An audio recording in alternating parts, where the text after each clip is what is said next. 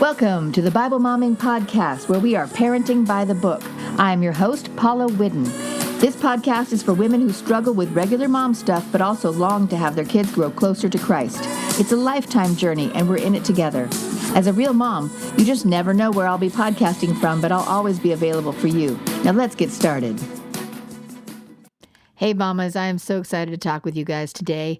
I have been waiting to have this podcast for a while. Those of you who follow me on Facebook or on Instagram have probably seen different posts where I've shared a little bit about a guy named Justin Gallegos. And I knew him growing up. He's an athlete and now has been signed with Nike. But there's much more to his story. I actually know his family, and I've been rooting for him for years. And as I begged his mom, Tracy Gallegos, hey, please come on the show. I'd love to have you talk. There were a lot of nerves involved. And, Tracy's just a regular mom who has been working hard to help her kids. And this felt weird for her, but I'm so excited because she agreed to come on the podcast. And so I'm going to get a chance to share with you about Tracy and about her family and just the way that she's an amazing, encouraging lady and how we can all learn how to encourage our kids no matter what their circumstances are, because somebody like Tracy is around encouraging her kids. I want to thank you all for being here, and I want to introduce you to my friend, Tracy Gallegos. So today I am talking with Tracy Gallegos, whose son, Justin Gallegos, is an athlete with Nike, but he is not just your average athlete. On October 11th, 2018, he became the first pro athlete with cerebral palsy to sign with Nike. On April 29th, 2018, he completed the 2018 Eugene Half Marathon in Eugene, Oregon. Tracy, how weird is it to realize your son has a Wikipedia page? It's kind of bizarre. I'm not going to lie. It's awesome though. He definitely deserves it with everything that he's accomplished. So now help me understand, how did he get connected with Nike? It's a very long story, but I'll see if I can condense it. When Justin went to the University of Oregon, before he went, he was found on a blog or a Instagram page called FlowTrack. Interviewed him at a race he did in Irvine. And Justin said, I want to go to the University of Oregon. This is when he was a senior in high school. And a man by the name of John Truax at Nike saw that post, saw that interview. John contacted the head coach at Justin's high school and said, hey, if this kid goes to Oregon, I'd love to meet him. Well, Justin, through another long story, ended up at Oregon and began a friendship with John. John kind of somehow put the wheels in motion to get him to be helping and testing the Fly shoe for Nike. That's amazing. I mean, how many people get to do that? Exactly. And Justin, all along, has said, I'm going to work for Nike one day. He just puts it out there. He speaks what he wants, and maybe that will come true one day. But he certainly, when he talks like that, people hear it, and they were very excited to work with him and get his input on the shoe. Now, as I'm thinking about this, I'm thinking he has cerebral palsy. And Correct. I don't know a lot about that disease, but I don't immediately think runner when I think of cerebral palsy. Can you help me understand, first of all, what does his body do that's unique because of the cerebral palsy? Okay. First of all, it's not a disease. It's not something you come down with. It's not something you can catch. It is a gross fine motor skill disorder. When Justin was born, he had a bleed on his brain, which caused him to have an injury on his brain, which in turn becomes, I don't know if you want to say becomes, but is in turn called cerebral palsy, where Justin had seizures at birth and has a seizure disorder. And also cerebral palsy affects your gross and fine motor skills, like I said. So there are varying levels of cerebral palsy, from very, very mild to very, very involved. Justin, I would say, in my opinion, he kind of in the mild to moderate range, where he has his speech is slower. His fine motor skills it's very hard for him to write or do anything that involves like buttoning a button on a shirt. Anything, those things you just do and you don't even think about, those things are difficult for him. And as he walks, he has kind of a loosey-goosey walk, as I kind of like explain it. So he doesn't have the muscle strength that a typical person has. And you can see that in the videos of him that Nike has been putting out, and some videos that he made when he was younger. Now, right, correct. How do you, as a mom, when you realize your child is not what you expected as far as how many children are born, how do you wrap your brain around that? Well, at first, when Justin was born and he's in the intensive care, and we were just Justin's our first child, so we were completely overwhelmed. But the doctors were saying he had cerebral palsy, and he was just a few days old, and we're like, what is that? We have no idea what that is. And we left with him, took him home, and we didn't even realize what that was until when he started missing his milestones, like rolling over, sitting up, even later down the road, walking, talking, things like that. And then we were like, okay, something's wrong. The wheels were already in motion for him to start having physical therapy and occupational therapy and speech therapy and all that. And we were, to be honest, we were just kind of flying by the seat of our pants. We were like, okay, we don't know what this is, and we don't know what we're doing because we're new parents. So of course we don't know what we're doing, but now we have cerebral palsy. And so we just kind of literally learned as we went, and we didn't always know what we were doing. We didn't always have the answers, but we just, and it was overwhelming. It was almost devastating at first because, again, as your first child, you have all these, you expect your child's just going to be happy and healthy. And when that doesn't happen, it's definitely, it's life-changing for sure. But we just took it day by day and prayed a lot and just put our heads down and did what we had to do to help him be the best person that he could be. You know, one of the things that you and I talked about in the past was how you read the book, The Purpose-Driven Life. Is that right? And you just said, correct. That really helped you get perspective on, hey, he's got a purpose. He is here because God designed him to be this way. And correct. Yeah. And now you told me that you also had some people who helped and supported you in the process. Is that correct? Yes. I mean, The Purpose-Driven Life, I remember reading that in a book club, and I just started crying. I said, oh my gosh, this is my purpose. God gave me and my husband, Justin, because he knew we could handle it. And was it going to be hard? Yes, but God doesn't give us anything that we cannot handle. And I was very, very blessed that I have, most of my family lives here in the Santa Clarita Valley.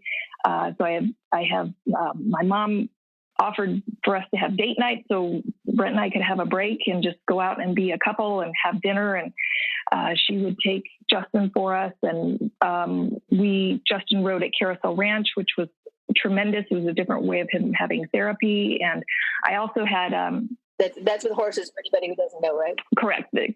Yes, that's horses, equestrian therapy for people with physical and mental disabilities.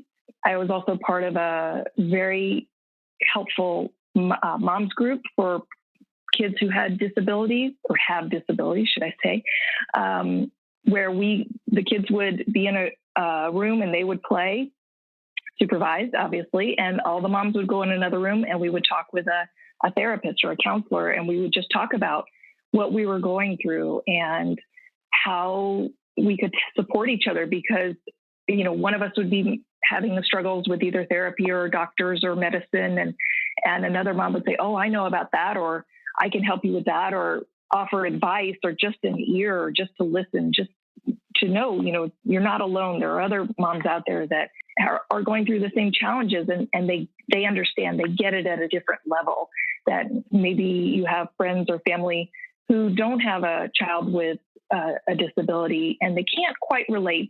They're there, and they're for you, and they help you. But parents who have kids with special needs or disabilities or whatever it is, they can relate on a whole other level. And I was so grateful to have that when Justin was little. That's amazing. I mean, community is huge, right? Correct. Absolutely. Now, you and I talked about this. For Justin, going to school was difficult, but he seems to have a kind of inner drive that is pretty amazing. Tell us about what it was like when he first started going to school. When he was first in school, Justin was in what's called a special day class, which is for kids with disabilities or learning disabilities, a host of different things. And he always had an aide, which or what they call a skia, or a one-on-one, who would be with him to help him write, because Justin could not keep up with the writing physically. It was too hard for him. He couldn't keep up with the pace of the class. So he would dictate his answers, and that aide, as he was little, he would fall a lot, who would help him get from place to place, from classroom to classroom, things like that. But when Justin was in the first grade, he was in a special day class, and his teacher came to us in one of our meetings, our IEP, and said, this kid should be in a mainstream classroom. There's no reason for him to be in a special day class. Just because he has a disability, he's as smart as a whip, and he's doing just fine. And so we were grateful that somebody could see that just because he had a disability didn't mean he wasn't just as smart as the other kids. So at first, school, Justin, like you said, he is just an outgoing kid. And I'd say to him in the morning, go make a new friend. And he'd go, okay. And he'd just go do it. Just no inhibitions or fears. And he just wasn't afraid to get out there and try to be part of with the other kids. And of course, the little kids, some accept him and some don't. And that's just part of life in general. But he's even as he grew up in high school and junior high. Junior high and high school is difficult enough as it is, but Justin just always kept the top. Yes, for anybody, disability or not, it's difficult. But we knew it was important for him to be involved in things, and that's when he found cross country in high school, and that really gave him a place to be, a place to fit in high school for sure. As a mom, how do you encourage him and help him, as far as, we all talk about helping our kids and we want to support them, and it in a way we kind of shoot from the hip for many of us, and we're trying to figure it out because of just the physicalness of his life experience. Mm-hmm. How do you support him and encourage him? And I mean, because running in particular, that means a lot of falls, right? Mm-hmm. Yes. I'm fortunate that for me, I worry like all of us do about our kids. I worried about him, but I always would try to tell myself, Tracy, that's your worry. That's your concern. Don't put that on him. Don't make him afraid. If he's willing to get out there and try something new, let him go do it. This is all of the internal talk I would tell to myself. I just said, I can't stop him because of my fear. He's going to fall and he'll be okay. And it's all in how you present it. Justin fell all the time when he was little. We used to say like a gust of wind would just make him fall over, and he had bloody knees all the time. And when he'd fall, he'd get discouraged, and we'd say, you know what? It's okay. Everybody falls. No big deal. Get up. Let's go. We just would never make a big deal of it. So we would never say, oh, I'm so sorry. Are you okay? I mean, of course, we would take care of him and mend his wounds. But in the same time, we wouldn't sit there and go, I'm so sorry. We would never make him feel bad or sorry for himself because he has a disability. Absolutely not. I wouldn't want anybody to do that with me or anyone. No person with a disability wants to feel felt pity or sorry for. So my husband, fortunately, is so great with him. And he said, what do you think about cross country? He emailed the coach, and the coach said, absolutely, have him come out. And so my husband went out and ran with him all summer and became an assistant coach. And so he was there. That's a great way to get together with his kid. Yes.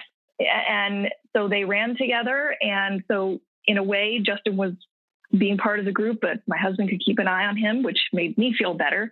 But at the same time, letting him have that high school experience. And, if he's going to fall, he's going to fall, but he gets back up and he's going to finish. And he's, because we're not going to quit. We won't let him quit.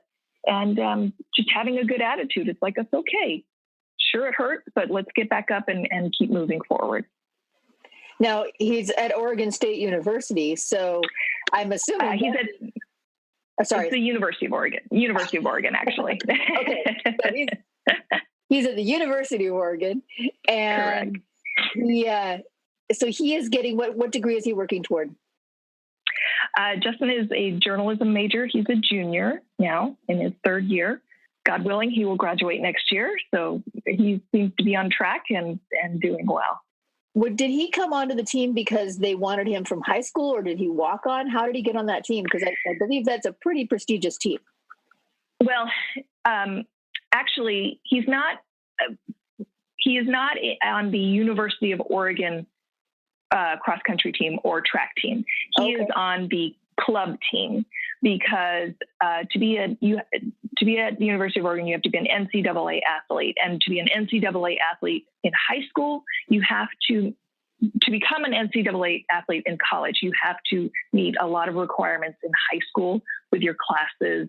And then when you go to school, if you are going to run for, especially at University of Oregon, because it is prestigious, you have to make certain times. You have to be running at a certain level. And Justin just doesn't. He's not that runner. He won't. Unfortunately, he won't ever be at that speed or skill. So fortunately, a lot of schools offer a club team, which means you don't have to have NCAA requirements. You don't have to follow NCAA rules.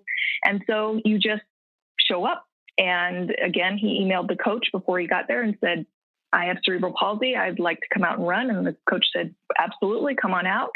And he runs and does everything that the team does. He doesn't necessarily get to compete in all of the competitions because there are time requirements that he would have to meet, but they have what's called an open race, or where anybody can run, and Justin will run in those. But he runs for the club team. So he's not meeting, he's not part of the official Oregon team. He's a pretty driven guy, isn't he? Absolutely. Absolutely. So he's a very positive person and very goal oriented. Absolutely. Now, as he's been running there and Nike approaches him, first of all, I'm sure a lot of those athletes that are NCAA are a little bit jealous. But so here he gets this opportunity. How did you feel when you heard that announcement? Well, when he got the contract, we had known something might be in the works with Nike because of our friend John, who was there at Nike. He had told us something had been presented to Nike, and Justin has been doing a lot of work with Nike prior to him getting the contract. So a lot of advertising when he ran the Eugene Marathon. Nike was there to film him, and of course working on the shoe. So we knew something might be in the works, but we didn't know if it was going to happen. And so Justin went to school, and literally we got the call the night before, my husband and I, and they said, he's getting the contract tomorrow. And we were here in California, and we were like, oh my gosh. They said they're going to present it to him at this club. They were just doing a run. I don't even think it was a race. And so literally we found out the night before. They said October 11th is World Cerebral Palsy Awareness Day, and we feel like this would be the best, the most fitting way to present this to Justin. So that's how we found out, about 12 hours before. And so we said, can you guys FaceTime with us and can we at least see what's going on? So right before he was presented the contract, we were on FaceTime and saw him. And so we were just as Justin had all that emotion, if you've seen the video, we were right there with him, just crying. I mean, not physically with him, but emotionally with him, just because Justin has worked so hard, and to see his passion for running. And even though he might not be your typical runner or the typical representation of what an athlete you would think would be, is Justin embodies so much more than just being an athlete. He is an inspiration. He is a hard worker, and hard work pays off. Absolutely. Yeah. And what is the name of the shoe he's been working on? It's called the Fly Ease, and what it is if you go into hopefully any Nike store, the back of the shoe is a zipper, so you don't have to deal with the laces. There are laces on the shoe, but you get your foot in and out of the shoe by unzipping and zipping up the heel of the shoe. So people who have motor skill issues, not only for necessarily a person with a disability, but maybe somebody who has arthritis or someone who's had a stroke, or anyone really who has mobility issues, it's just a great way for a person to have a cool, functional shoe instead of wearing these clunky, orthotic, ugly shoes. Kids and adults can now have Nike, just like everybody else. Mm. Now, as we're talking, there may be some young moms who either have kids with cerebral palsy or who know people. And what would you say to them? What would you want them to know about your experience and what you've learned so far? I can really only speak to, of course, my situation and what has worked for us. But what I would say is it's important to just, of course, love your kids and be there for them, but try not to hold them back. If they want to go, if they maybe hear Justin's story or anybody's story and they say, you know what, I want to go out for running, as scared and as worried as you may be for them, let them try, and don't hold them back. If they're willing to get out there and try something new, be their best cheerleader. And it's hard to watch them fall and hurt themselves, or maybe not be successful, but just be their biggest cheerleader, and don't let your worry and your fear, don't put that on them. Let them grow and let them go out and fail or succeed and just try something new. And even though it's sometimes it's very hard and you think, I don't know if I can do this, just know that you can, and lean on your faith and find a good support group if you can, and talk to people who understand. It really, really helps. It really does. And just, I know it's not what you may have thought of, what that, I didn't sign up for this, or this is not what I thought this is going, raising a child is going to be like, but God gave you that child for a reason, and God knows that you can handle it, and you can, and there are resources out there to help you. That's awesome. Thank you for sharing that. Thank you. Hey, one of the things I love to ask, and it might be putting you on the spot a little bit. Yep. I love to know, what is your favorite Bible verse right now?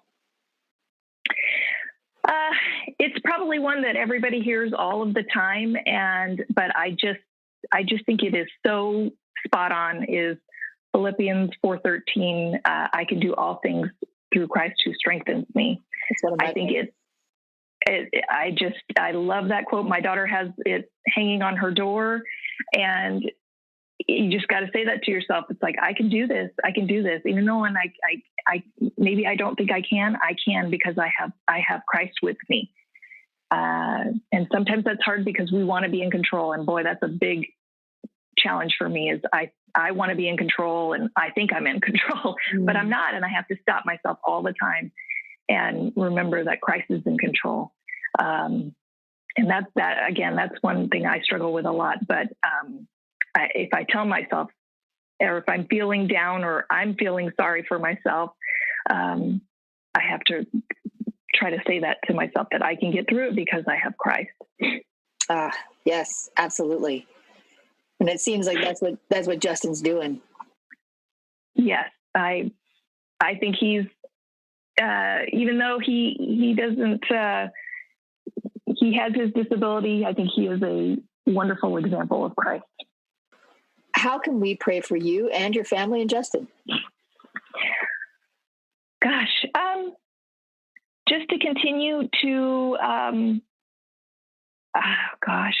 would say continue to pray for Justin, to pray for our family, that Justin continues to succeed and go for his goals, and that he surrounds himself with people who love and accept him for who he is, and that we are strong as a family and continue so into his next phase of life after school, and as my daughter finishes high school and goes on to college. I'd appreciate that. Absolutely.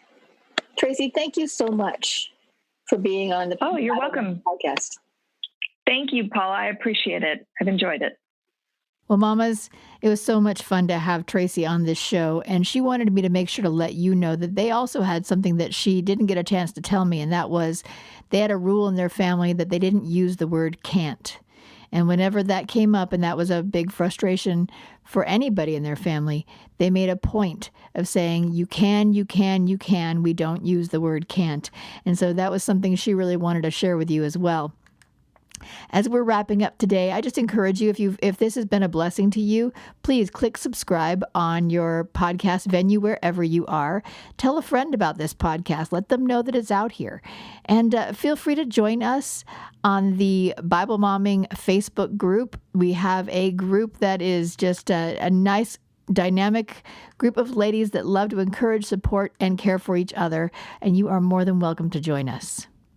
I've enjoyed this time we have together.